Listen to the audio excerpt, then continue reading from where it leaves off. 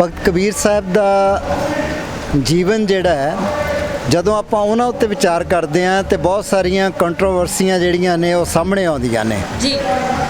ਉਹਨਾਂ ਦੇ ਜਨਮ ਸੰਬੰਧੀ, ਉਹਨਾਂ ਦੇ ਮਾਤਾ ਪਿਤਾ ਸੰਬੰਧੀ, ਉਹਨਾਂ ਦੀ ਜਨਮ ਡੇਟ ਸੰਬੰਧੀ ਜਿਹੜੀਆਂ ਚੀਜ਼ਾਂ ਗੁਰੂ ਸਾਹਿਬ ਨੇ 500 ਸਾਲ 550 ਸਾਲ 350 ਸਾਲ ਪਹਿਲਾਂ ਸਥਾਪਿਤ ਕੀਤੀਆਂ, ਅੱਜ ਤੱਕ ਅਜੇ ਤੱਕ ਵੀ ਲੋਕ ਜਿਹੜੇ ਹੈਗੇ ਡੈਮੋਕ੍ਰੈਟਿਕ ਸਿਸਟਮ ਦੇ ਵਿੱਚ ਨਹੀਂ ਪਹੁੰਚ ਸਕੇ। ਅੱਜ ਵੀ ਇੱਥੇ ਕਲੇਸ਼ ਪੈਂਦੇ ਨੇ ਘੋੜੀਆਂ ਤੇ ਚੜ੍ਹਨ ਤੋਂ, ਮੰਦਿਰ 'ਚ ਵੜਨ ਤੋਂ। ਇਹਨਾਂ ਨੂੰ ਸਮਝਾਉਣ ਦੇ ਵਿੱਚ, ਸਿੱਖੀ ਦੇ ਵਿੱਚ ਪ੍ਰੇਰਨਾ ਦੇ ਕੇ ਲਿਆਉਣ ਦੇ ਵਿੱਚ ਅਸੀਂ ਸਫਲ ਹੋਏ।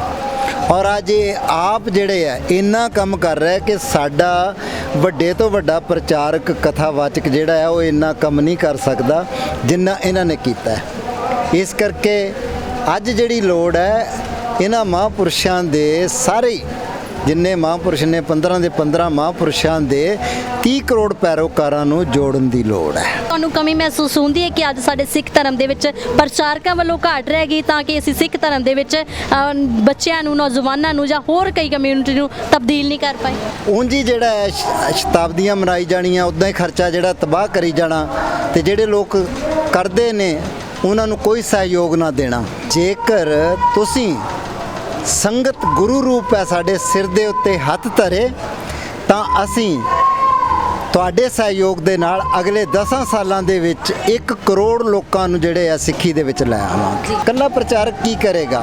ਉਹਦੀ ਆਪਣੀ ਰੋਟੀ ਦੇ ਸੰਗਤ, ਉਹਦੀ ਆਪਣੀ ਰੋਟੀ ਦੇ ਸੰਦੇ ਪਏ ਨੇ, ਕੀ ਕਰੇਗਾ?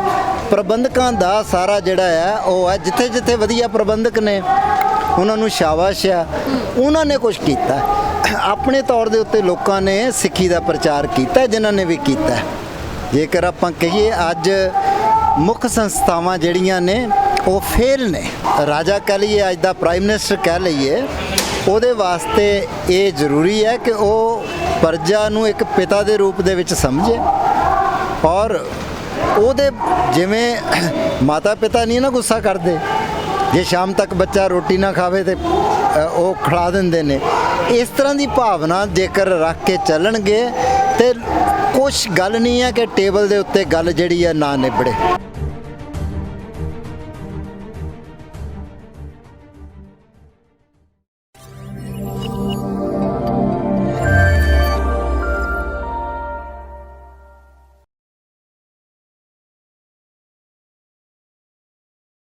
ਦਰਸ਼ਕੋ, ਤੁਸੀਂ ਦੇਖ ਰਹੇ ਹੋ ਪੰਜਾਬ ਨਿਊਜ਼ ਤੇ ਮੈਂ ਹਰਜੀਤ ਕੌਰ। ਜਿੱਥੇ ਅੱਜ ਭਗਤ ਕਬੀਰ ਜੀ ਦਾ ਜਨਮ ਦਿਹਾੜਾ ਮਨਾਇਆ ਜਾ ਰਿਹਾ, ਕਿਸਾਨੀ ਅੰਦੋਲਨ ਦੇ ਵਿੱਚ ਤਾਂ ਸਟੇਜ ਤੋਂ ਵੀ ਸੰਬੋਧਿਤ ਕੀਤਾ ਗਿਆ ਉਹਨਾਂ ਨੂੰ। ਤੇ ਨਾਲ ਹੀ ਤੁਹਾਨੂੰ ਦੱਸੀਏ ਕਿ ਅੱਜ ਇੱਥੇ ਕਥਾਵਾਚਕ ਗਿਆਨੀ ਗੁਰਮੇਜ ਸਿੰਘ ਯੂਕੇ ਤੋਂ ਪਹੁੰਚੇ ਨੇ, ਜਿਹੜੇ ਕਿ ਇਸ ਕਿਸਾਨੀ ਅੰਦੋਲਨ ਦੇ ਵਿੱਚ ਆਪਣੀ ਕਥਾ ਦੇ ਨਾਲ ਸੰਗਤਾਂ ਨੂੰ ਵੀ ਨਿਹਾਲ ਕੀਤਾ ਤੇ ਨਾਲ ਭਗਤ ਕਬੀਰ ਜੀ ਦੇ ਜੀਵਨ ਬਾਰੇ ਵੀ ਉਹਨਾਂ ਨੇ ਗੱਲਬਾਤ ਕੀਤੀ ਕਿ ਅੱਜ ਤੁਸੀਂ ਦੇਖ ਰਹੇ ਕਿਸਾਨੀ ਅੰਦੋਲਨ ਦੇ ਵਿੱਚ ਹਰ ਧਰਮ ਦੇ, ਆਪਾਂ ਧਰਮ ਨੂੰ ਕਹਿ ਸਕਦੇ, ਇੱਥੇ ਮਹਾਨਤਾ ਦਿੱਤੀ ਜਾਂਦੀ ਹੈ, ਉਹਨਾਂ ਨੂੰ ਉਨਾ ਹੀ ਸਨਮਾਨ ਦਿੱਤਾ ਜਾ ਰਿਹਾ ਹੈ ਜਿੰਨਾ ਕਿ ਅੱਲਾਹ ਹੋਰ ਧਰਮਾਂ ਨੂੰ ਦਿੱਤਾ ਜਾਂਦਾ। ਤੇ ਸਿੱਖ ਧਰਮ ਦੀ ਗੱਲ ਕਰਦੇ ਕਿ ਜਿਹੜੇ ਵੀ ਪ੍ਰੋਗਰਾਮ ਸਿੱਖ ਧਰਮ ਦੇ ਵਿੱਚ ਆਉਂਦੇ ਨੇ ਉਹ ਇਸ ਕਿਸਾਨੀ ਅੰਦੋਲਨ ਦੇ ਵਿੱਚ ਵੀ ਮਨਾਏ ਜਾਂਦੇ ਨੇ। ਤਾਂ ਅੱਜ ਸਾਡੇ ਨਾਲ ਗਿਆਨੀ ਗੁਰਮੀਤ ਸਿੰਘ ਜੀ ਮੌਜੂਦ ਨੇ, ਗੱਲਬਾਤ ਕਰਾਂਗੇ ਉਹਨਾਂ ਨਾਲ। ਪਹਿਲਾਂ ਤਾਂ ਅਸੀਂ ਭਗਤ ਕਬੀਰ ਜੀ ਦੇ ਜੀਵਨ ਬਾਰੇ ਵੀ ਜ਼ਰੂਰ ਜਾਣਕਾਰੀ ਲਵਾਂਗੇ ਕਿ ਕਿਸ ਤਰ੍ਹਾਂ ਭਗਤ ਕਬੀਰ ਜੀ ਦਾ ਜੀਵਨ ਬਸਰ ਹੋਇਆ ਜਾਂ ਉਹਨਾਂ ਦਾ ਜਨਮ ਕਦੋਂ ਹੋਇਆ ਤੇ ਸ਼ਹਾਦਤ ਕਦੋਂ ਹੋਈ, ਇਸ ਬਾਰੇ ਜਾਣਕਾਰੀ ਲਵਾਂਗੇ।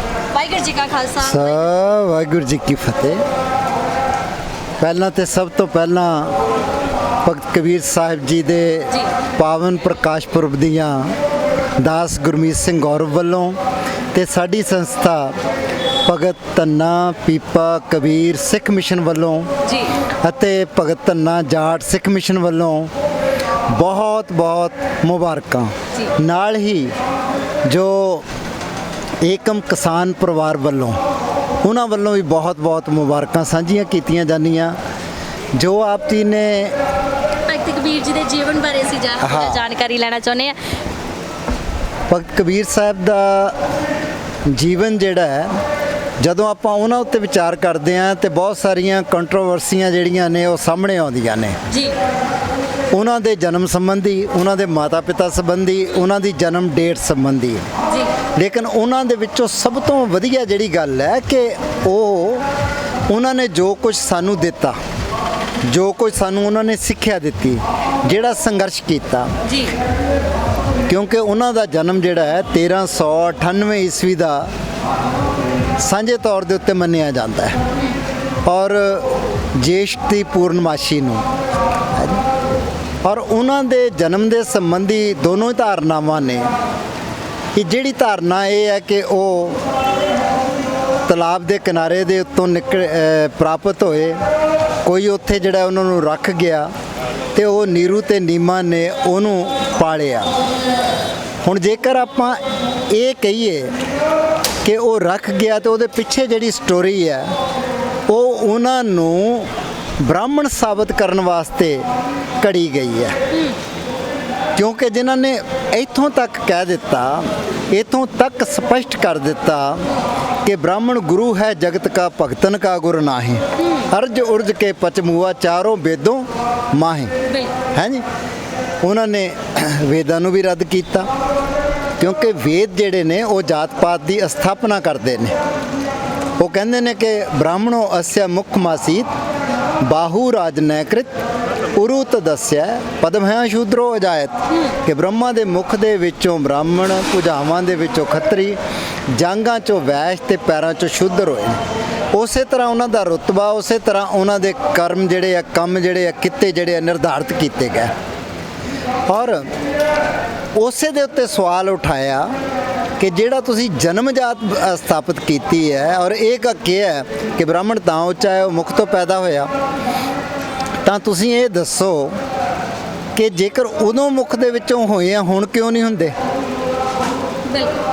ਇਸ ਕਰਕੇ ਕਿਹਾ ਕਿ ਗਰਭ ਬਾਸ ਮੈਂ ਕੁਲ ਨਹੀਂ ਜਾਤੀ, ਬ੍ਰਹਮ ਬਿੰਦ ਤੇ ਸਭ ਉਤਪਾਤੀ, ਕਹੋ ਰੇ ਪੰਡਿਤ ਬਾਮਨ ਕਬ ਕੇ ਹੋਏ, ਬਾਮਨ ਕਹਿ ਕੇ ਜਨਮ ਮਤ ਖੋਏ, ਉਂਜੀ ਬ੍ਰਾਹਮਣ ਅਖਵਾ ਕੇ ਜਨਮ ਮਤ ਗਵਾ, ਜੋ ਬ੍ਰਾਹਮਣ ਦੇ ਕਰਮ ਨੇ ਨਾ ਬ੍ਰਹਮ ਦੀ ਪਹਿਚਾਣ ਉਹ ਕਰ, ਬ੍ਰਾਹਮਣ ਕਹਿ ਕੇ ਜਨਮ ਮਤ ਖੋਏ। ਔਰ ਉਹ ਜਿਹੜਾ ਮੂੰਹ ਦੇ ਵਿੱਚੋਂ ਪੈਦਾ ਹੋਣਾ ਜਾਂ ਇਹ, ਉਹਨੂੰ ਕਿੰਨੇ ਵਧੀਆ ਤਰਕ ਦਲੀਲ ਦੇ ਨਾਲ ਖੰਡਿਤ ਕੀਤਾ ਹੈ ਕਿ ਜੋ ਤੂੰ ਬ੍ਰਾਹਮਣ ਬ੍ਰਾਹਮਣੀ ਜਾਇਆ ਤਾਂ ਅਨ ਬਾਟ ਕਾਹੇ ਨਹੀਂ ਆਇਆ। ਜਦ ਸਾਰਿਆਂ ਦਾ ਰਸਤਾ ਇੱਕ ਹੈ, ਤੂੰ ਜਿਹੜਾ ਹੈ ਉਹ ਕਿੰਨਾ ਮਤਲਬ ਹੁਣ ਕਿਉਂ ਨਹੀਂ ਆ ਰਿਹਾ? ਜੋ ਤੂੰ ਬ੍ਰਾਹਮਣ ਬ੍ਰਾਹਮਣੀ ਜਾਇਆ ਤਾਂ ਅਨ ਬਾਟ ਕਾਹੇ ਨਹੀਂ ਆਇਆ। ਫਿਰ तुम कत ब्राह्मण हम का सूद, हम कत लोहू तुम कत दूध, कहो कबीर जो ब्रह्म विचार है सो ब्राह्मण कहियत है हमारे। तो ब्रह्म दी विचार करने वाला ब्रह्म बिंद है सो ब्राह्मण होई। और ये जो विचार जड़े है वो भगत कबीर साहब ने दे के और गुरु साहब ने दे के वो जड़ा पाखंड सी उसका पर्दाफाश किया और एक कह दिता कि जात जन्म ने पूछिए सच कर लियो बताए, सा जात सा पत है जे कर्म कमाए। इत्थे कित्ते दी गल नहीं है, कित्ता कोई करो, कित्ता सारी दुनिया कर दी है, लेकिन इन्होंने कित्ते नूं जन्म जात दे नाल बन दिता। और वो अज तो तुसीं बदल सकते हैं, मनुस्मृति के अनुसार कित्ता बदल ही नहीं सकते। और सिर्फ ब्राह्मण खत्तरी दा कर सकदा सीगा, खत्तरी वैश्य दा कित्ता कर सकदा सीगा, वैश्य शूद्र दा कर सकदा सीगा, शूद्र ने किहड़ा करना है। लेकिन ऊपर वाला रस्ता अपना सुरक्षित कर लिया। इस करके जिसनूं धर्म कहा जाता है असल में वो धर्म है ही नहीं सी। धर्म तो जोड़ता है, धर्म तो भला करता है, लेकिन ये जिहड़ा सीगा असल दे विच अधर्म सी। एक सिर्फ एक सोसाइटी नूं, एक जात नूं, एक समाज दे पूरे दे पूरे हित जिहड़े आ सुरक्षित रखे गए, बाकियां दे सारे हितां दी अणदेखी नहीं, उन्हां दे प्रति लुट कीती गई। और इतों तक कि जेकर राजा होया है कार्तवीर जिसनों सहस्र बाहू कहंदे आ, जे उन्हें कहा कि साडियां जिहड़ियां सानू भी अधिकार दिओ भगती दा पढ़न दा, ਉਹਦੇ ਪਿੱਛੇ ਵਹਿਸ ਵਾਸਤੇ ਦੇ ਵਿੱਚ ਜੰਗ ਹੋਈ, ਜਮਦਗਨੀ ਮਾਰਿਆ ਗਿਆ। 21 ਵਾਰ ਬ੍ਰਾਹਮਣਾਂ ਦੀ ਸੈਨਾ ਨੇ ਪਰਸ਼ੁਰਾਮ ਦੀ ਅਗਵਾਈ ਵਿੱਚ ਉਹਨਾਂ ਦਾ ਵੱਧ ਕਤਲੇਆਮ ਕੀਤਾ। ਸਾਡਾ ਅਸੀਂ ਸਿੱਖ ਜਿਹੜੇ ਅੱਜ ਰੌਲਾ ਪਾਉਂਦੇ ਆ ਨਾ, ਆਪਾਂ ਜਿਹੜਾ ਆ ਇਹ ਤੇ ਤੁਸੀਂ ਦੇਖੋ ਉਹਨਾਂ ਨੇ ਆਪਣੇ ਨੂੰ ਨਹੀਂ ਬਖਸ਼ਿਆ। ਔਰ ਜਿਹੜੇ ਪਹਿਲਾਂ ਛਤਰੀ ਸੀ ਉਹਨਾਂ ਚੋਂ ਇੱਕ ਛਤਰੀ ਬਣਾਏ ਵੀ ਤੁਸੀਂ ਛਤਰੀ ਨਹੀਂ ਰਹੇ हैं। और ये जो सारी व्यवस्था है अज ਗੁਰੂ ਸਾਹਿਬ ਨੇ ਤਾਂ ਸਾਰਿਆਂ ਨੂੰ ਬਰਾਬਰੀ ਦੇ ਦਿੱਤੀ, ਸਾਰਿਆਂ ਨੂੰ ਸਰਦਾਰ ਬਣਾ ਦਿੱਤਾ, ਸਾਰਿਆਂ ਵਾਸਤੇ ਇੱਕੋ ਹੀ ਜਿਹੜਾ ਸ਼ਬਦ ਸਿੰਘ ਤੇ ਕੌਰ ਦਿੱਤਾ। ਔਰ ਗੁਰੂ ਸਾਹਿਬ ਨੇ ਚਾਹੇ ਇਸਤਰੀ ਚਾਹੇ ਪੁਰਸ਼ ਹੈ ਉਹਨੂੰ ਇਹ ਕਿਹਾ ਵਾਹਿਗੁਰੂ ਜੀ ਕਾ ਖਾਲਸਾ ਵਾਹਿਗੁਰੂ ਜੀ ਕੀ ਫਤਿਹ। ਜੀ ਜਿਹੜੀਆਂ ਚੀਜ਼ਾਂ ਗੁਰੂ ਸਾਹਿਬ ਨੇ 500 ਸਾਲ 550 ਸਾਲ 350 ਸਾਲ ਪਹਿਲਾਂ ਸਥਾਪਿਤ ਕੀਤੀਆਂ, ਅੱਜ ਤੱਕ ਅਜੇ ਤੱਕ ਵੀ ਲੋਕ ਜਿਹੜੇ ਹੈਗੇ ਡੈਮੋਕ੍ਰੈਟਿਕ ਸਿਸਟਮ ਦੇ ਵਿੱਚ ਨਹੀਂ ਪਹੁੰਚ ਸਕੇ। ਅੱਜ ਵੀ ਇੱਥੇ ਕਲੇਸ਼ ਪੈਂਦੇ ਨੇ ਘੋੜੀਆਂ ਤੇ ਚੜ੍ਹਨ ਤੋਂ, ਮੰਦਿਰ 'ਚ ਵੜਨ ਤੋਂ ਸਿੱਖ ਧਰਮ ਜਿਹੜਾ ਹੈ ਉਸ ਨੇ ਉਸ ਵੇਲੇ ਇਹਨਾਂ ਸਾਰੇ ਮਹਾਂਪੁਰਸ਼ਾਂ ਨੂੰ ਜਿਨ੍ਹਾਂ ਨੂੰ ਧੱਕੇ ਮਾਰ ਕੇ ਕੱਢ ਦਿੱਤਾ ਔਰ ਉਹਨਾਂ ਨੂੰ ਭਗਤੀ ਨਹੀਂ ਕਰਨ ਦਿੱਤੀ, ਉਹਨਾਂ ਸਾਰਿਆਂ ਨੂੰ ਉਸ ਵੇਲੇ ਭਗਤ ਦੇ ਨਾਮ ਦੇ ਨਾਲ ਸਨਮਾਨਿਤ ਕਰਕੇ ਗੁਰੂ ਗ੍ਰੰਥ ਸਾਹਿਬ 'ਚ ਅੰਕਿਤ ਕੀਤਾ। ਬਿਲਕੁਲ ਹਾਂਜੀ ਜੀ। ਯਾਨੀ ਗੁਰਮੀਤ ਸਿੰਘ ਜੀ, ਅੱਜ ਤੁਸੀਂ ਕਿਵੇਂ ਦੇਖਦੇ ਹੋ ਅੱਜ ਕਿਸਾਨੀ ਅੰਦੋਲਨ ਦੇ ਵਿੱਚ, ਜਿੱਥੇ ਅਸੀਂ ਬੇਸ਼ੱਕ ਆਪਣੇ ਵੱਖ-ਵੱਖ ਧਰਮਾਂ ਤੇ ਵੱਖ-ਵੱਖ ਸਥਾਨਾਂ ਤੇ ਵੱਖ-ਵੱਖ ਗੁਰਦੁਆਰਾ ਸਾਹਿਬ ਦੇ ਵਿੱਚ ਅਸੀਂ ਸਾਰੀਆਂ ਹੀ ਸ਼ਹੀਦੀ ਦਿਹਾੜੇ ਜਾਂ ਜਨਮ ਦਿਹਾੜੇ ਮਨਾਉਣੇ ਸੀ, ਪਰ ਅੱਜ ਕਿਸਾਨੀ ਅੰਦੋਲਨ ਦੇ ਵਿੱਚ ਹਰ ਪ੍ਰਕਾਰ ਦੇ ਜਨਮ ਦਿਹਾੜੇ, ਹਰ ਇੱਕ ਗੁਰਸਿੱਖ ਦੇ ਆਪਾਂ ਕਹਿ ਸਕਦੇ ਸ਼ਹੀਦੀ ਦਿਹਾੜੇ ਵੀ ਮਨਾਏ ਜਾ ਰਹੇ ਨੇ। ਘੱਲੂ ਘਾਰਾ ਵੀ ਇੱਥੇ ਮਨਾਇਆ ਗਿਆ, ਵਿਸਾਖੀ ਤੇ ਹੋਲਾ ਮਹੱਲਾ ਵੀ ਮਨਾਇਆ ਗਿਆ, ਹੈ ਨਾ। ਸਫੇਰੇ ਸ਼ਹਾਦਤ ਦੇ ਦਿਨਾਂ ਨੂੰ ਵੀ ਇੱਥੇ ਯਾਦ ਕੀਤਾ ਗਿਆ। ਤਾਂ ਕਿਵੇਂ ਦੇਖਦੇ ਹੋ ਕਿ ਅੱਜ ਵੀ ਭਗਤ ਕਬੀਰ ਜੀ ਦੇ ਜਨਮ ਦਿਹਾੜੇ ਨੂੰ ਲੈ ਕੇ ਵੀ ਸਟੇਜ ਸਾਰੀ ਜਿਹੜੀ ਕਿ ਅੱਜ ਭਗਤ ਕਬੀਰ ਜੀ ਨੂੰ ਸੰਬੋਧਿਤ ਕੀਤੀ ਗਈ ਆ, ਤਾਂ ਕਿਵੇਂ ਦੇਖਦੇ ਹੋ ਇਸ ਚੀਜ਼ ਨੂੰ? ਦੇਖੋ, ਇਹ ਬਹੁਤ ਵਧੀਆ ਉਪਰਾਲਾ ਹੈ ਜੀ, ਬਹੁਤ ਵਧੀਆ ਪ੍ਰਯਤਨ ਹੈ।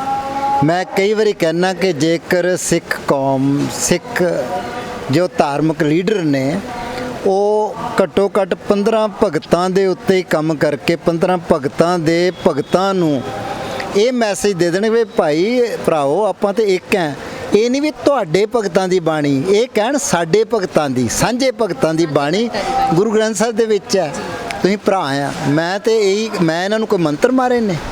ਹਵਾ ਸਿੰਘ ਸਾਂਗਵਾਨ ਜੀ ਨੂੰ ਇਹ ਗੁਰਪ੍ਰੀਤ ਸਿੰਘ ਨਾਲ ਹੀ ਸੀਗਾ ਜੀ, 2.5-3 ਘੰਟੇ ਲੱਗੇ ਆ। ਉਹ ਪਹਿਲਾਂ ਨਾਰਾਜ਼ ਹੋ ਕੇ ਬੈਠੇ ਸੀ, ਹਾਲਾਂਕਿ ਉਹਨਾਂ ਨੇ ਐਲਾਨ ਕੀਤਾ ਪਹਿਲਾਂ, ਕੋਈ ਉਹਨਾਂ ਤੱਕ ਬੌੜਿਆ ਨਹੀਂ। ਦਾਸ ਜਿਹੜਾ ਹੈ 23 ਦਸੰਬਰ 2020 ਨੂੰ ਅਸੀਂ ਪਹੁੰਚੇ ਹਾਂ ਔਰ ਉਹਨਾਂ ਨੇ 21 ਅਪ੍ਰੈਲ ਭਗਤ ਧੰਨਾ ਜੀ ਦੇ ਜਨਮ ਦਿਨ ਤੇ 2021 ਦੇ ਵਿੱਚ ਉਹਨਾਂ ਨੇ ਅੰਮ੍ਰਿਤ ਛਕ ਲਿਆ ਹੈ।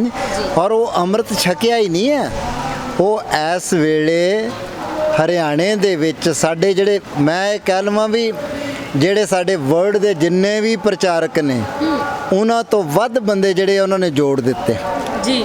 ਉਹਨਾਂ ਨੇ ਇੰਨਾ ਕੰਮ ਕੀਤਾ ਕਿ 300 ਬੰਦਾ ਜਿਹੜਾ ਹੈਗਾ ਆ ਉਹਨਾਂ ਨੇ ਜੋੜਿਆ। ਉਹ ਤੇ ਅਸੀਂ ਉਦੋਂ ਨਾਲ ਲੈ ਕੇ ਜਾਣਾ ਸੀਗਾ ਤੇ ਚਲੋ ਕੋਈ ਵੀ ਕਾਰਨ ਜਿਹੜੇ ਹੈਗੇ ਨੇ ਲਾਕਡਾਊਨ ਦੇ ਬਣੇ ਤੇ ਉਹ ਪੋਸਟਪੋਨ ਜਿਹੜਾ ਹੈ 17 ਤਰੀਕ ਨੂੰ ਕੀਤਾ ਗਿਆ। ਲੇਕਿਨ ਮੈਂ ਇੱਥੇ ਸੰਗਤ ਨੂੰ ਇਹ ਗੱਲ ਕਹਾਂ ਕਿ ਅਸੀਂ ਕਈ ਵਾਰ ਜਿਹੜੇ ਹੈ ਇਹਨਾਂ ਵੱਡੀਆਂ ਜਿਹੜੀਆਂ ਸਭਾ ਸੁਸਾਇਟੀਆਂ ਨੇ, ਸ਼੍ਰੋਮਣੀ ਕਮੇਟੀ ਆ ਜਾਂ ਇਹ ਆ, ਇਹਨਾਂ ਤੋਂ ਕਈ ਮਹੀਨਿਆਂ ਦੀ ਜਿਹੜੀ ਆ ਸਾਡੀ ਇਹਨਾਂ ਦੇ ਨਾਲ ਗੱਲਬਾਤ ਚੱਲਦੀ ਰਹਿੰਦੀ ਹੈ। ਅਸੀਂ ਮਸੀਂ ਜਿਹੜਾ ਹੈ ਕੋਈ ਨਾ ਕੋਈ ਮਾੜਾ ਮੋਟਾ ਇੰਨਾ ਹੀ ਸਹਿਯੋਗ ਸੀਗਾ, ਤਿਆਰ ਕੀਤੇ ਬੰਦਿਆਂ ਨੂੰ ਅੰਮ੍ਰਿਤ ਛਕਾਉਣਾ, ਉਹਨਾਂ ਨੂੰ ਉੱਥੇ ਤੱਕ ਪਹੁੰਚਾਉਣਾ, ਹਾਂਜੀ। ਲੇਕਿਨ ਉਹਦੇ ਵਿੱਚ ਵੀ ਸਾਨੂੰ ਬੜੀਆਂ ਮੁਸ਼ਕਲਾਂ ਆਈਆਂ। ਜੇ ਇਮਾਨਦਾਰੀ ਦੇ ਨਾਲ ਇਹ ਸਿੱਖ ਧਰਮ ਦਾ ਪ੍ਰਚਾਰ ਕਰਨ ਇਹ ਸੰਸਥਾਵਾਂ, ਸਪਸ਼ਟ ਮੈਂ ਕਰ ਦੇਵਾਂ ਕਿ 1995 ਦੇ ਵਿੱਚ ਜਦੋਂ ਹਵਾ ਸਿੰਘ ਸਾਂਗਵਾਨ ਹੋਰਾਂ ਨੇ ਤੇ ਸਾਥੀਆਂ ਨੇ ਵਿਚਾਰ ਕੀਤਾ ਕਿ ਅਸੀਂ ਆਪਣੇ ਆਪ ਨੂੰ ਹਿੰਦੂ ਖਵਾਉਂਦੇ ਹਾਂ, ਸੁਪਰੀਮ ਕੋਰਟ ਨੇ ਕਿਹਾ ਹਿੰਦੂ ਧਰਮ ਹੀ ਕੋਈ ਨਹੀਂ ਹੈ, ਹਾਂਜੀ, ਤੇ ਅਸੀਂ ਸਾਡਾ ਕੋਈ ਨਾ ਕੋਈ ਧਰਮ ਹੋਣਾ ਚਾਹੀਦਾ, ਬੰਦੇ ਦਾ ਧਰਮ ਹੋਣਾ ਚਾਹੀਦਾ, ਜੀਵਨ ਜਿਉਣ ਦੇ ਲਈ ਹਾਂ। ਤਾਂ ਧਰਮ ਦੀ ਪੱਧਤੀ ਜਿਹੜੀ ਹੈ ਇਹ, ਤਾਂ ਉਸ ਵਕਤ ਕਿਸੇ ਨੇ ਕਿਹਾ ਜਾਟ ਧਰਮ ਅਪਣਾਉਣਾ ਚਾਹੀਦਾ ਹੈ, ਕਿਸੇ ਨੇ ਕਿਹਾ ਨਹੀਂ ਬੁੱਧ ਧਰਮ ਅਪਣਾਉਣਾ ਚਾਹੀਦਾ। ਜਦੋਂ ਜਾਟ ਧਰਮ ਅਪਣਾਉਣ ਦੀ ਗੱਲ ਹੋਈ ਤਾਂ ਹਵਾ ਸਿੰਘ ਸਾਂਗਵਾਨ ਹੋਣਾ ਨੇ ਇਹ ਸੁਜੈਸ਼ਨ ਦਿੱਤਾ ਕਿ ਦੇਖੋ ਇਹ ਜਿਹੜਾ ਧਰਮ ਹੈ ਇਹ ਪੋਲੀਟੀਕਲ ਪਾਰਟੀ ਨਹੀਂ ਹੈ ਕਿ ਰਲ ਮਿਲ ਕੇ ਬਣਾ ਲਈਏ, ਇਹਨੂੰ ਕੋਈ ਗੁਰੂ ਪੀਰ ਰਹਿਬਰ ਜਿਹੜੇ ਆ, ਪੈਗੰਬਰ ਜਿਹੜੇ ਆ ਉਹ ਸਥਾਪਿਤ ਕਰਦੇ ਨੇ, ਹੈਂ। ਤੋ ਪਾਰਟੀ ਬਣਾਉਣੀ ਅਲੱਗ ਗੱਲ ਹੈ, ਧਰਮ ਸਥਾਪਿਤ ਕਰਨਾ ਪਹਿਲਾਂ ਆਪ ਧਰਮ ਹੋਵੇ। ਤੋ ਜਾਟ ਧਰਮ ਦਾ ਵੀ ਫਿਰ ਕਹਿੰਦੇ ਵੀ ਬੁੱਧ ਧਰਮ। ਤੋ ਇਹਨਾਂ ਨੇ ਇਹ ਗੱਲ ਕਹੀ ਕਿ देखो अशोक इतना बड़ा राज स्थापित किया, लेकिन जब बुद्ध धर्म अपनाया तो उसके कारण, उसके पतन का कारण ही बुद्ध धर्म बना, क्योंकि वो पूरी तरह अहिंसावादी हो गए हैं जी। और ਤੁਸੀਂ ਦੱਸੋ ਜੇ ਅੱਜ ਤੁਸੀਂ ਇੰਡੀਆ ਆਪਣੀਆਂ ਫੌਜਾਂ ਜਿਹੜੀਆਂ ਖਤਮ ਕਰਦਾ ਹੈ ਵੀ ਨਹੀਂ, ਤੇ ਇੱਕ ਦਿਨ ਦੇ ਵਿੱਚ ਹੀ ਆਲੇ ਦੁਆਲੇ ਇਹਨੂੰ ਖਤਮ ਕਰਕੇ ਰੱਖ ਦੇਣਗੇ, ਤਾਂ ਸਟੇਟ ਜਿਹੜੀ ਹੈ ਉਹ ਚੱਲ ਹੀ ਨਹੀਂ ਸਕਦੀ। ਸਟੇਟ ਦੇ ਵਿੱਚ ਗਲਤ ਬੰਦਿਆਂ ਨੂੰ ਸਜ਼ਾ ਵੀ ਦੇਣੀ ਹੈ। ਸਟੇਟ ਦੇ ਵਿੱਚ ਜਿਹੜਾ ਇਹ ਤਿੰਨ ਅੰਗ ਜਿਹੜੇ ਹੈਗੇ ਆ, ਪੁਲਿਸ, ਅਦਾਲਤਾਂ ਤੇ ਇਹ ਜ਼ਰੂਰੀ ਜਿਹੜੀਆਂ ਚੀਜ਼ਾਂ ਨੇ, ਚਾਹੀਦੀਆਂ ਨੇ, ਫੌਜਾਂ, ਤਿੰਨ ਜਿਹੜੇ ਹੈਗੇ ਆ, ਪੁਲਿਸ, ਅਦਾਲਤਾਂ, ਫੌਜ, ਇਹ ਤੋਂ ਬਿਨਾਂ ਚੱਲ ਹੀ ਨਹੀਂ ਸਕਦਾ।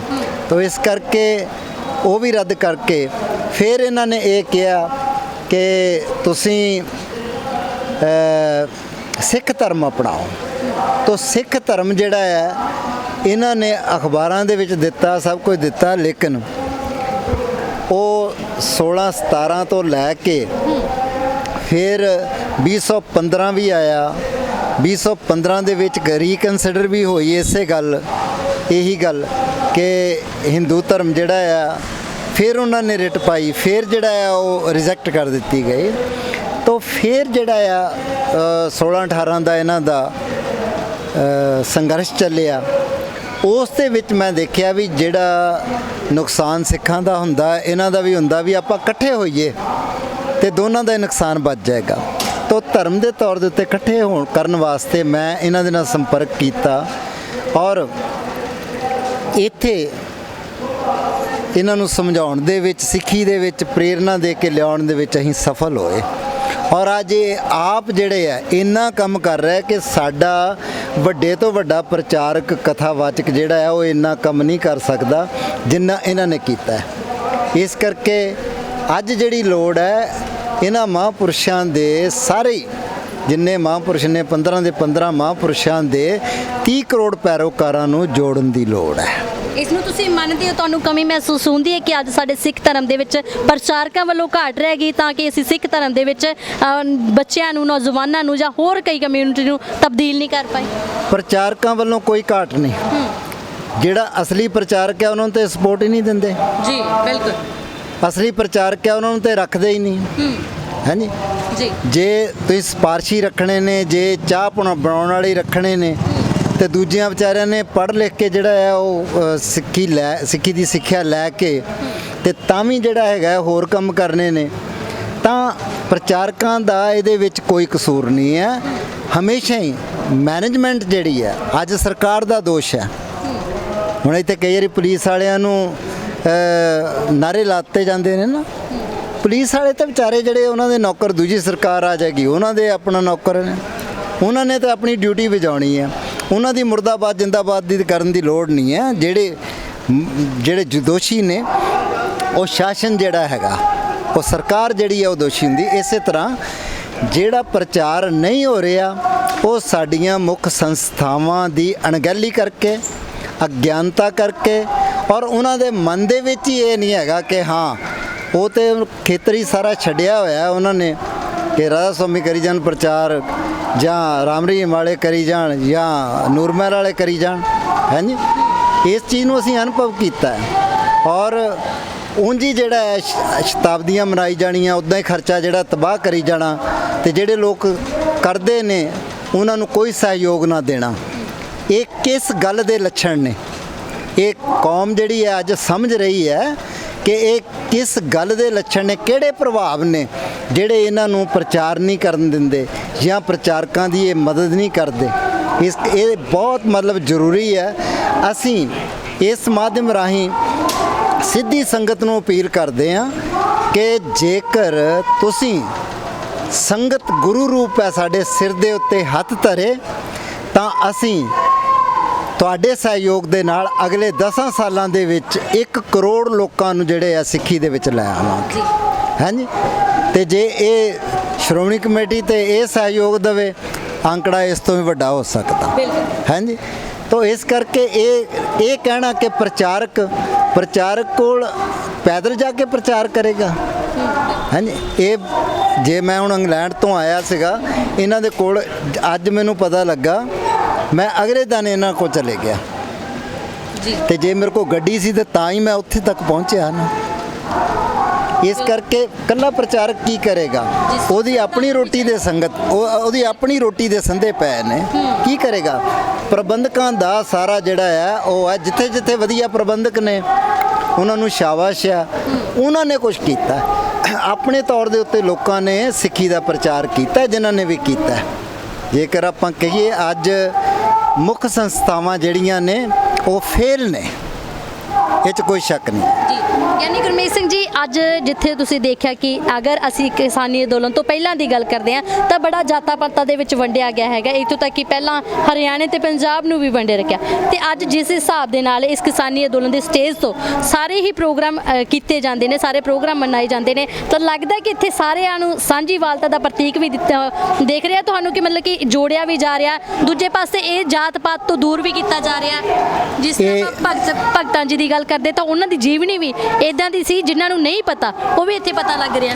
ਇਹ ਬਹੁਤ ਵੱਡੀ ਉਦਾਹਰਣ ਹੈ, ਬਹੁਤ ਵੱਡਾ ਜਿਹੜਾ ਮਾਡਲ ਪੇਸ਼ ਕੀਤਾ ਹੈ, ਔਰ ਉਸ ਮਾਡਲ ਦੇ ਵਿੱਚ ਇੱਥੋਂ ਤੱਕ ਕਿਸਾਨ ਜਿਹੜੇ ਹੈ ਉਹ ਆਪਣੀਆਂ ਵਿਚਾਰਧਾਰਾਵਾਂ ਤੋਂ ਉੱਪਰ ਉੱਠ ਕੇ, ਕਿਉਂਕਿ ਕਮਿਊਨਿਸਟ ਵੀਰ ਵੀ ਹੈਗੇ ਨੇ, ਉਹ ਵੀ ਆਏ ਔਰ ਉਹ ਵੀ ਇਹਦੇ ਵਿੱਚ ਸ਼ਾਮਲ ਨੇ। ਫਿਰ ਕਿਸਾਨ ਤੇ ਹਿੰਦੂ ਵੀ ਹੈ, ਮੁਸਲਮਾਨ ਵੀ ਹੈ, ਬੋਧੀ ਵੀ ਹੈ, ਜੈਨੀ ਵੀ ਹੈ, ਹਾਂਜੀ। ਜੇ ਆਪਾਂ ਸਮੁੱਚੇ ਤੌਰ ਦੇ ਉੱਤੇ ਜਿਹੜਾ ਜਿਨ੍ਹਾਂ ਨੂੰ ਸਿੱਖ ਕਿਹਾ ਜਾਂਦਾ ਹੈ, ਉਹਨਾਂ ਕੋਲ ਜਿਹੜੀ ਖੇਤੀਬਾੜੀ ਹੈ ਸਾਰੇ ਦੇਸ਼ ਦੀ, ਮੇਰੇ ਖਿਆਲ 'ਚ 10% ਖੇਤੀਬਾੜੀ ਨਹੀਂ ਹੈ ਉਹਨਾਂ ਕੋਲ, ਤਾਂ ਬਾਕੀ ਜਿਹੜੇ 90% ਹੈ ਲੋਕ ਉਹ ਤੇ ਦੂਜੇ ਨੇ। ਤਾਂ ਜੇ ਅਸੀਂ ਉਹਨਾਂ 90 ਨੂੰ ਵੀ ਨਾਲ ਲਵਾਂਗੇ ਤੇ ਤਾਂ ਹੀ ਗੱਲ ਬਣੇਗੀ ਜੀ। ਇੱਥੇ ਇੱਕ ਕਾਸਟ ਜਿਹੜੀ ਹੈ ਇਕੱਲੀ ਜੱਟਾਂ ਕੋਲ ਨਹੀਂ ਹੈ, ਜ਼ਮੀਨ ਦੇ ਵਿੱਚ ਬਹੁਤ ਲੋਕਾਂ ਦਾ ਅੱਜ ਵੀ ਪਾਲਣ ਪੋਸ਼ਣ, ਅੱਧੇ ਲੋਕਾਂ ਦਾ ਜਿਹੜਾ 50%, ਪਹਿਲਾਂ ਤੇ 80% ਸੀ, 50% ਲੋਕ ਅਜੇ ਵੀ ਖੇਤੀਬਾੜੀ ਦੇ ਉੱਤੇ ਡਿਪੈਂਡਡ ਨੇ। ਔਰ ਉਹ ਜਿਹੜੇ ਆ ਜਿੰਨਾ ਵੀ ਜਿਹੜਾ ਹੈ ਨਾ, ਅੱਜ ਉਹਨਾਂ ਦੀ ਚਿੰਤਾ ਹੈ ਕਿ ਇਹ ਸਰਕਾਰ ਨੂੰ ਇਹ ਚਾਹੀਦਾ ਹੈ, ਜ਼ਿੱਦਾਂ ਨਹੀਂ ਪਾਲਣੀਆਂ ਚਾਹੀਦੀਆਂ, ਹੱਠ ਨਹੀਂ ਕਰਨਾ ਚਾਹੀਦਾ। ਔਰ ਜਿਹੜਾ ਰਾਜਾ ਕਹਿ ਲਈਏ, ਅੱਜ ਦਾ ਪ੍ਰਾਈਮ ਮਿਨਿਸਟਰ ਕਹਿ ਲਈਏ, ਉਹਦੇ ਵਾਸਤੇ ਇਹ ਜ਼ਰੂਰੀ ਹੈ ਕਿ ਉਹ ਪ੍ਰਜਾ ਨੂੰ ਇੱਕ ਪਿਤਾ ਦੇ ਰੂਪ ਦੇ ਵਿੱਚ ਸਮਝੇ, ਔਰ ਉਹਦੇ ਜਿਵੇਂ ਮਾਤਾ ਪਿਤਾ ਨਹੀਂ ਨਾ ਗੁੱਸਾ ਕਰਦੇ, ਜੇ ਸ਼ਾਮ ਤੱਕ ਬੱਚਾ ਰੋਟੀ ਨਾ ਖਾਵੇ ਤੇ ਉਹ ਖਿਲਾ ਦਿੰਦੇ ਨੇ, ਇਸ ਤਰ੍ਹਾਂ ਦੀ ਭਾਵਨਾ ਜੇਕਰ ਰੱਖ ਕੇ ਚੱਲਣਗੇ ਤੇ ਕੁਛ ਗੱਲ ਨਹੀਂ ਹੈ ਕਿ ਟੇਬਲ ਦੇ ਉੱਤੇ ਗੱਲ ਜਿਹੜੀ ਹੈ ਨਾ ਨਿਬੜੇ, ਗੱਲ ਫਿਰ ਵੀ ਟੇਬਲ ਦੇ ਉੱਤੇ ਨਿਬੜਨੀ ਹੈ, ਪਰ ਦੇਸ਼ ਦਾ ਕਵਾੜਾ ਕਰਕੇ ਜੇਕਰ ਨਿਬੜੀ ਤਾਂ ਫਾਇਦਾ ਕੀ ਹੋਇਆ? ਪਹਿਲਾਂ ਨਿਬੇੜ ਲੈਣੀ ਚਾਹੀਦੀ ਹੈ, ਹਾਂਜੀ। ਜੇ ਇੰਨਾ ਚਿਰ ਜਿਹੜਾ ਸਿਸਟਮ ਹੈ ਇੱਦਾਂ ਚੱਲਿਆ ਦੇਸ਼ ਤੇ ਸਹੀ ਚੱਲਿਆ, ਤੇ ਹੁਣ ਜੇਕਰ ਇਹ ਤੋਂ ਬਿਨਾਂ ਨਹੀਂ ਚੱਲ ਸਕਦਾ, ਇਸ ਕਰਕੇ ਹੱਟ ਧਰਮੀ ਨਹੀਂ ਚਾਹੀਦੀ, ਔਰ ਇਹ ਗੱਲ ਜਿਹੜੀ ਹੈਗੀ ਆ ਇਹਨੂੰ ਮੰਨ ਲੈਣਾ ਚਾਹੀਦਾ ਜੀ। ਗੁਰਮੀਤ ਸਿੰਘ ਜੀ, 6.5 ਮਹੀਨੇ ਹੋ ਚੁੱਕੇ ਨੇ, 26 ਜੂਨ ਨੂੰ 7 ਮਹੀਨੇ ਪੂਰੇ ਹੋ ਜਾਣੇ ਨੇ ਕਿਸਾਨੀ ਅੰਦੋਲਨ ਨੂੰ, ਪਰ ਸਰਕਾਰ ਤੁਸੀਂ ਦੇਖ ਸਕਦੇ ਹੋ, ਬੇਸ਼ੱਕ ਹੁਣ ਵੀ 11 ਮੀਟਿੰਗਾਂ ਤੋਂ ਬਾਅਦ ਇੱਕ ਡੈਡਲੌਕ ਬਣ ਚੁੱਕਾ ਸੀ, ਗੱਲਬਾਤ ਨਹੀਂ ਹੋ ਰਹੀ, ਪਰ ਜਦੋਂ ਗੱਲਬਾਤ ਕਰਨ ਦੀ ਗੱਲ ਕਰਦੇ ਤਾਂ ਉਹ ਕਹਿੰਦੇ ਕਿ ਕਿਸਾਨੀ ਅੰਦੋਲਨ ਤੇ ਕੋਈ ਗੱਲ ਨਹੀਂ ਹੋਏਗੀ, ਇਸ ਤੋਂ ਇਲਾਵਾ ਤੁਸੀਂ ਹੋਰ ਕੋਈ ਗੱਲ ਕਰਨਾ ਚਾਹੁੰਦੇ ਹੋ ਤਾਂ ਸਾਡੇ ਨਾਲ ਕਰ ਸਕਦੇ ਹੋ। 7 ਮਹੀਨਿਆਂ ਤੋਂ ਹੁਣ ਗਰਮੀ ਵੀ ਬਹੁਤ ਆ ਗਈ, ਕਿਸਾਨ ਫਿਰ ਵੀ ਡਟੇ ਹੋਏ ਨੇ, ਸਰਕਾਰ ਦੇ ਰਵੱਈਏ ਬਾਰੇ ਕੀ ਕਹਿਣਾ ਚਾਹੋਗੇ ਜੋ ਹੁਣ ਅਪਣਾ ਰਹੀ ਹੈ? ਦੇਖੋ, ਕਰੋੜਾਂ ਲੋਕ ਜਿਹੜੇ ਆ, ਇਹ ਗੱਲ ਸਾਰਿਆਂ ਵਾਸਤੇ ਹੈ, ਮੈਂ ਆਪਣੇ ਮਨ ਦੀ ਗੱਲ ਕਰ ਰਿਹਾ ਹੈਗਾ, ਮੰਨਣੀ ਜਾਂ ਨਾ ਮੰਨਣੀ ਜਿਹੜੀ ਹੈ ਤੁਹਾਡੀ ਮਰਜ਼ੀ ਆ। ਦੇਖੋ ਸਰਕਾਰ ਦੇ ਉੱਤੇ ਕੀ ਭਾਰ ਹੈ, ਤੁਸੀਂ ਸੜਕਾਂ ਦੇ ਉੱਤੇ ਬੈਠੇ ਹੋ ਜੀ, ਸੜਕਾਂ ਦੇ ਉੱਤੇ ਕਿੰਨੇ ਟੱਪਰੀਆਂ ਪਾ ਕੇ ਲੋਕੀ ਬੈਠੇ ਨੇ, ਕਰੋੜਾਂ ਲੋਕੀ ਜਿਹੜੇ ਆ, ਕਰੋੜਾਂ ਲੋਕੀ ਭੁੱਖੇ ਆ, ਭੁੱਖ ਹੜਤਾਲ ਤੁਸੀਂ ਕਰਦੇ ਆ, ਕੀ ਫਰਕ ਪੈਂਦਾ ਹੈ ਜੀ? ਹਾਂਜੀ, ਜਿੰਨਾ ਚਿਰ ਉਹਨਾਂ ਨੂੰ ਫਰਕ ਨਹੀਂ ਪੈਂਦਾ, ਫਿਰ ਵੱਡਾ ਫਰਕ ਜਿਹੜਾ ਪੈਣਾ ਸੀ ਕਿ ਉਹਨਾਂ ਦੀਆਂ ਵੋਟਾਂ ਨਾ ਖੁੱਸਣ। ਉਹਨਾਂ ਦੇ ਕੋਲ EVM ਜੋ ਅਲਾਦੀਨ ਦੇ ਚਿਰਾਗ ਵਾਂਗ ਹੈ, ਇਸ ਕਰਕੇ ਉਹ ਬੇਪਰਵਾਹ ਨੇ ਕਿ ਤੁਸੀਂ ਜਿੰਨਾ ਮਰਜ਼ੀ ਰੌਲਾ ਪਾਈ ਜਾਓ, ਥੱਲੀਆਂ ਸਟੇਟਾਂ ਦੀਆਂ ਜਿਹੜੀਆਂ ਚੋਣਾਂ ਉਹਨੂੰ ਉਹ ਜਿਹੜਾ ਜਿਤਾ ਦੇਣਗੇ, ਜਿੱਦਣ ਸੈਂਟਰ ਦੀ ਕਰਨਗੇ ਬਾਕੀ ਸਾਰੇ ਹੁੰਜ ਕੇ ਪਾਸੇ ਕਰ ਦੇਣਗੇ, ਔਰ ਇਸ ਕਰਕੇ ਉਹ ਇਸ ਗੱਲ ਤੋਂ ਬੇਪਰਵਾਹ ਨੇ। ਔਰ ਉਹਨਾਂ ਨੇ ਉਹਨਾਂ ਚਿਰ ਨਹੀਂ ਮੰਨਣਾ ਜਿੰਨਾ ਚਿਰ ਕਿਸਾਨ ਅੰਦੋਲਨ ਸਾਰੇ ਲੋਕਾਂ ਦੇ ਜਿਹੜੇ ਇੱਕ ਉਹ ਮੂਵਮੈਂਟ ਨਹੀਂ ਬਣਾਉਂਦੀ ਜਿਹੜੇ ਸਾਰੇ ਲੋਕਾਂ ਦੇ ਮੁੱਦੇ ਨੇ ਉਹ ਲੈ ਕੇ ਨਹੀਂ ਚੱਲਦੀ। ਇਹ ਸੋਚ ਰਹੇ ਨੇ ਵੀ ਸ਼ਾਇਦ ਅਸੀਂ ਐਦਾਂ ਹੀ ਆਪਣਾ ਜਿਹੜਾ ਕਰ ਲਵਾਂਗੇ, ਜੇ ਜ਼ਿਆਦਾ ਖਿਲਾਰਾ ਪੈ ਗਿਆ। ਜ਼ਿਆਦਾ ਖਿਲਾਰਾ ਨਹੀਂ ਪਿਆ, ਜ਼ਿਆਦਾ ਸਮਰਥਨ ਤੁਹਾਨੂੰ ਮਿਲਣਾ। ਔਰ ਤੁਸੀਂ ਅੱਜ ਜੇਕਰ ਇਸ ਤੋਂ ਵੀ ਪਹਿਲਾਂ ਅੱਜ ਤੇ ਆ ਦੇਖੋ ਜੂਨ ਦੇ ਮਹੀਨੇ ਦੇ ਵਿੱਚ ਸਾਡੇ ਕੋਲ ਕੁਝ ਦਿਨ ਇੱਥੇ ਰਹਿਣਾ ਜਿਹੜਾ ਹੈ ਮੁਸ਼ਕਲ ਹੈ। ਤੁਸੀਂ ਕਿੰਨੇ ਚਿਰ ਦੇ ਇੱਥੇ ਬੈਠੇ ਹੋ ਜੀ, ਹੈ ਜੀ? ਕਿੰਨਾ ਮੀਡੀਆ ਜਿਹੜਾ ਇੱਥੇ ਕੰਮ ਕਰਦਾ, ਕਿੰਨਾ ਕੁਝ ਜਿਹੜਾ ਖਰਚਾ ਆਪਾਂ ਕਰ ਰਹੇ ਆ। ਜੇਕਰ ਜੇਲ੍ਹ ਭਰੋ ਅੰਦੋਲਨ ਇਹ ਅੱਜ ਲੋੜ ਹੈ, ਜੇਲ੍ਹ ਭਰੋ ਅੰਦੋਲਨ ਕਰਦੇ ਗਵਰਨਮੈਂਟ ਨੂੰ ਸਾਡਾ ਬੰਦੋਬਸਤ ਕਰਨਾ ਪੈਂਦਾ। ਗਵਰਨਮੈਂਟ ਦੇ ਪਰ ਹੈੱਡ ਜਿਹੜਾ ਆ ਉਹ ਇੰਨਾ ਬਜਟ ਆਉਂਦਾ, ਇਹਨਾਂ ਦੀਆਂ ਸਰਕਾਰਾਂ ਹਿਲ ਜਾਂਦੀਆਂ। ਔਰ ਇਹੀ ਰਸਤਾ ਹੈ, ਅਖੀਰ 'ਚ ਇਹਨਾਂ ਨੇ ਤੁਹਾਨੂੰ ਫੇਰ ਜਿਹੜਾ ਫੜ ਕੇ ਜੇਲ੍ਹਾਂ 'ਚ ਹੀ ਪਾਉਣਾ। ਲੇਕਿਨ ਜਦੋਂ ਤੁਹਾਡੇ ਜਿਹੜੇ ਅਸਾਸੇ ਖਤਮ ਹੋ ਗਏ, ਕਿੰਨੇ ਕੁ ਖਰਚੇ ਜਿਹੜੇ ਕਿੰਨੇ ਕੁ ਅੱਜ ਲੋਕਾਂ ਦਾ ਜਿਹੜਾ ਹੈ ਬੁਰਾ ਹਾਲ ਹੋਇਆ ਸਾਰੇ ਪਾਸੇ। ਇਸ ਕਰਕੇ ਇਹ ਉਸ ਲੜਾਈ ਦੇ ਢੰਗ ਨੂੰ ਸੋਚੋ ਵੀ ਇਹ ਜਦ ਕਾਰਗਰ ਹੀ ਨਹੀਂ ਹੋ ਰਿਹਾ ਤੇ ਦੂਜਾ ਕਿਹੜਾ ਆਪਾਂ ਅਪਣਾਉਣਾ ਹੈ। ਇਸ ਕਰਕੇ ਇਹ ਬਹੁਤ ਜ਼ਰੂਰੀ ਗੱਲ ਹੈ। ਇਹ ਵੀ ਜਿਹੜਾ ਹੈ ਸੋਚਣ ਦੀ ਲੋੜ ਹੈ। ਜਿਹੜੇ ਦੂਜੇ ਮੁੱਦੇ ਨੇ ਉਹ ਵੀ ਸੋਚਣ ਦੀ ਲੋੜ ਹੈ ਤੇ ਬਹੁਤ ਲੋੜ ਹੈ ਕਿ ਕਿਰਤੀ ਤੇ ਕਿਸਾਨ ਏਕਤਾ ਜਿਹੜੀ ਹੈ ਉਹਨੂੰ ਬਣਾਈ ਰੱਖਣਾ। ਇਹ ਬਹੁਤ ਵੱਡੀ ਲੋੜ ਹੈ ਜੀ। ਜਾਤਾਂ ਪਾਤਾਂ ਦੇ ਵਿੱਚ ਵੰਡ ਕੇ ਉਹ ਇਹਨੂੰ ਫੇਲ ਨਾ ਕਰ ਸਕਣ ਤੇ ਕਿਰਤੀ ਤੇ ਕਿਸਾਨ ਜਿਹੜਾ ਆ ਉਹ ਮਾਲਕ ਮਜ਼ਦੂਰ ਦੇ ਰੂਪ ਦੇ ਵਿੱਚ ਵਿਰੋਧਤਾਈਆਂ ਪੈਦਾ ਖੜੀਆਂ ਨਾ ਕਰ ਸਕਣ। ਇਹ ਬਹੁਤ ਜ਼ਰੂਰੀ ਗੱਲਾਂ ਹੈ। ਉਹਦੇ ਉੱਤੇ ਕਿਸਾਨ ਅੰਦੋਲਨ ਦੇ ਆਗੂਆਂ ਨੂੰ ਖਾਸ ਸਾਵਧਾਨਤਾ ਵਰਤਣੀ ਪਏਗੀ ਜੀ। ਜਿਸ ਹਿਸਾਬ ਦੇ ਨਾਲ ਕਿਹਾ ਜਾਂਦਾ ਕਿ ਸਾਰੀਆਂ ਸਟੇਟਾਂ ਦੀਆਂ ਨਜ਼ਰਾਂ ਇਸ ਕਿਸਾਨੀ ਅੰਦੋਲਨ ਦੇ ਵਿੱਚ ਟਿਕੀਆਂ ਹੋਈਆਂ ਨੇ, ਤੇ ਮੇਰਾ ਲਾਸਟ ਸਵਾਲ ਹੈ ਤਾਂ ਹੁਣ ਇਸ ਕਿਸਾਨੀ ਅੰਦੋਲਨ 'ਚ ਉਤਰਾਅ ਚੜ੍ਹਾਅ ਵੀ ਬਹੁਤ ਆਏ ਨੇ। ਵਿਦੇਸ਼ਾਂ ਦੇ ਵਿੱਚ ਬੈਠੇ ਪੰਜਾਬੀ ਕੀ ਸੋਚਦੇ ਨੇ ਹੁਣ ਕਿਸਾਨੀ ਅੰਦੋਲਨ? ਦੇਖੋ ਜੀ, ਉਹਨਾਂ ਦੀ ਤੇ ਬਹੁਤ ਮਦਦ ਹੈ ਜੋ ਕੁਝ ਵੀ ਹੈ। ਜੇ ਜਿੰਨੇ ਬਜਟ ਜੇ ਆਪਾਂ ਲਾਈਏ, ਤੁਸੀਂ ਕਿਤੇ ਦੱਸਿਓ ਵੀ ਕਿੰਨਾ ਕੁ ਬਜਟ ਜਿਹੜਾ ਲੱਗਾ ਆ ਜੀ, ਤੇ ਉਹ ਜਦੋਂ ਆਪਾਂ ਦੇਖਾਂਗੇ ਕਿ ਉਹ ਕਿੰਨਾ ਮਤਲਬ ਜਿਹੜਾ ਬਜਟ ਹੈ, ਤੇ ਅੱਜ ਜਿਹੜੀ ਨਾਲ ਹੀ ਅਡਾਨੀ ਅਬਾਨੀ ਦੇ ਨਾਲ ਲੜਨ ਵਾਸਤੇ ਸਾਨੂੰ ਸਾਂਝੀ ਖੇਤੀ ਸਾਂਝਾ ਵਪਾਰ ਜਿਹੜਾ ਸਥਾਪਿਤ ਕਰਨਾ ਪਏਗਾ। ਜੀ। ਹੋਰ ਕੋਈ ਜਿਹੜਾ ਦੂਜਾ ਰਸਤਾ ਨਹੀਂ ਹੈ। ਔਰ ਜੇ ਇਹ ਕਰਾਂਗੇ ਘੱਟ ਸ਼ਕਤੀ ਦੇ ਨਾਲ ਵੱਧ ਪ੍ਰਾਪਤੀ ਹੋਵੇਗੀ। ਔਰ ਅਸੀਂ ਰਾਜਸਥਾਨ, ਹਰਿਆਣੇ, ਪੰਜਾਬ ਦੇ ਵਿੱਚ ਸਾਂਝੀ ਖੇਤੀ ਵਾਸਤੇ ਕੁਝ ਲੋਕ ਜਿਹੜੇ ਇਕੱਠੇ ਕੀਤੇ ਨੇ, ਸਾਂਝੇ ਵਪਾਰ ਵਾਸਤੇ ਵੀ, ਕਿਉਂਕਿ ਬਹੁਤ ਕੁਝ ਕਰਨਾ ਪੈਂਦਾ। ਐਵੇਂ ਜਿਹੜਾ ਕਾਹਲੀ ਦੀਆਂ ਗੱਲਾਂ ਨਹੀਂ। ਹਾਂ, ਜੇ ਲੋਕਾਂ ਨੂੰ ਉਂਝ ਹੀ ਮੂਰਖ ਬਣਾ ਕੇ ਲੁੱਟਣਾ ਹੋਵੇ ਤੇ ਕਰ ਲਓ, ਲੇਕਿਨ ਉਹਨਾਂ ਦਾ ਵਿਸ਼ਵਾਸ ਨਾ ਟੁੱਟੇ, ਉਹਨਾਂ ਦਾ ਉਹ ਨਾਲ ਜੁੜੇ ਰਹਿਣ ਔਰ ਵਾਕਿਆ ਹੀ ਉਹ ਮੂਵਮੈਂਟ ਜਿਹੜੀ ਆ ਕੁਝ ਇੱਕ ਮਾਡਲ ਪੇਸ਼ ਕਰਕੇ ਜਾਵੇ। ਇਸ ਕਰਕੇ ਬਹੁਤ ਜ਼ਰੂਰੀ ਹੈ। ਇਹਨਾਂ ਹਿੱਸਿਆਂ ਦੇ ਉੱਤੇ ਵੀ ਅਸੀਂ ਕੰਮ ਕਰ ਰਹੇ ਹਾਂ ਜੀ। ਬਹੁਤ ਬਹੁਤ ਧੰਨਵਾਦ ਜੀ। ਸੋ ਦਰਸ਼ਕੋ, ਇਹ ਸੀ ਗਿਆਨੀ ਗੁਰਮੀਤ ਸਿੰਘ ਜੀ, ਜਿੱਥੇ ਤੁਸੀਂ ਦੇਖਿਆ ਹੈ ਕਿ ਆਪਣਾ ਸੁਜੈਸ਼ਨ ਵੀ ਉਹਨਾਂ ਨੇ ਦਿੱਤਾ ਕਿ ਇਸ ਕਿਸਾਨੀ ਅੰਦੋਲਨ ਨੂੰ ਕਿਸ ਤਰ੍ਹਾਂ ਤੁਸੀਂ ਅੱਗੇ ਚਲਾ ਸਕਦੇ। ਲੋੜ ਸੀ ਜੇਲ੍ਹ ਭਰੋ ਅੰਦੋਲਨ ਦੀ, ਤਾਂ ਜੋ ਗਵਰਨਮੈਂਟ ਨੂੰ ਅੱਜ ਜਿੱਥੇ ਲੰਗਰ ਚਲਾਏ ਜਾ ਰਹੇ ਨੇ, ਜਿੱਥੇ ਇੰਨਾ ਖਰਚਾ ਕਰਕੇ ਇਸ ਕਿਸਾਨੀ ਅੰਦੋਲਨ ਨੂੰ ਚਲਾਇਆ ਜਾ ਰਿਹਾ, ਤਾਂ ਸ਼ਾਇਦ ਉਹ ਗਵਰਨਮੈਂਟ ਆਪਣੇ ਆਪ ਕਰਦੀ ਜਦੋਂ ਜੇਲ੍ਹ ਭਰੋ ਅੰਦੋਲਨ ਸ਼ੁਰੂ ਹੋ ਜਾਂਦਾ। ਤਾਂ ਤੁਸੀਂ ਦੇਖ ਸਕਦੇ ਹੋ ਕਿ ਹਰ ਇੱਕ ਆਪਾਂ ਕਹਿ ਸਕਦੇ ਹਰ ਇੱਕ ਬੰਦੇ ਦਾ, ਹਰ ਇੱਕ ਕਿਸਾਨ ਦਾ, ਹਰ ਇੱਕ ਵਰਗ ਦੇ ਲੋਕਾਂ ਨੂੰ ਇਹ ਸੁਜੈਸ਼ਨ ਦੇਣ ਦਾ ਅਧਿਕਾਰ ਹੈਗਾ ਕਿ ਉਹ ਕਿਸਾਨੀ ਅੰਦੋਲਨ ਨੂੰ ਕਿਸ ਤਰ੍ਹਾਂ ਅੱਗੇ ਜਿਹੜਾ ਉਹ ਚਲਾ ਸਕਦੇ। ਸੋ ਗਿਆਨੀ ਗੁਰਮੀਤ ਸਿੰਘ ਜੀ ਨੇ ਵੀ ਆਪਣਾ ਸੁਜੈਸ਼ਨ ਦਿੱਤਾ, ਤੇ ਨਾਲ ਹੀ ਤੁਹਾਨੂੰ ਦੱਸੀਏ ਕਿ ਉਹਨਾਂ ਨੇ ਅੱਜ ਭਗਤ ਕਬੀਰ ਜੀ ਦੇ ਜਨਮ ਦਿਹਾੜੇ ਨੂੰ ਸਮਰਪਿਤ ਇੱਥੇ ਕਥਾ ਵੀ ਕੀਤੀ ਆ। ਤਾਂ ਇਹ ਅੱਜ ਅਸੀਂ ਵੀ ਸੋਚਿਆ ਇਹਨਾਂ ਨੂੰ ਤੁਹਾਡੇ ਰੂਬਰੂ ਜ਼ਰੂਰ ਕਰਵਾਇਆ ਜਾਵੇ। ਸੋ ਬਣੇ ਰਹੋ ਪੰਜਾਬ ਨਿਊਜ਼ ਦੇ ਨਾਲ, ਲਗਾਤਾਰ ਇਦਾਂ ਦੀ ਸ਼ਖਸੀਅਤਾਂ ਤੁਹਾਡੇ ਰੂਬਰੂ ਕਰਵਾਉਂਦੇ ਰਹਾਂਗੇ। ਤਦ ਤੱਕ ਲਈ ਇਜਾਜ਼ਤ ਦਿਓ। ਧੰਨਵਾਦ।